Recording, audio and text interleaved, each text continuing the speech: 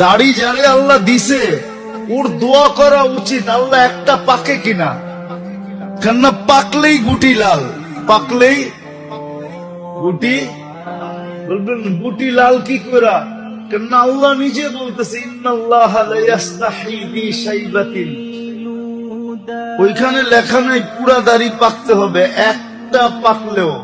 ইব্রাহিম আলাইহিস সালামের একটা পাকছিল, সারা আলাইহিস সালাম বলতেছে ইব্রাহিম এটা আবার কি, মা হাযিহিল বিয়া, এই সাদা এটা আবার কি, উঠায় বলা। তো বোর কথায় উঠাইতে গেছিলেন, হাত বাড়াইছেন, আল্লাহ উপর থেকে আওয়াজ দিছে খলিল হাত নামান। কয় কেন? এটা সাদা না, এটা সম্মানের সিল। তোমাকে সম্মানিত করার চিহ্ন দিলাম, চিহ্ন সাদাটা সম্মানিত চিহ্ন। তো যার দাড়ি উঠছে ও তো কাটবে দূরের কথা, ও তো সারাদিন খতম পড়াবে, একটা পাকে কিনা।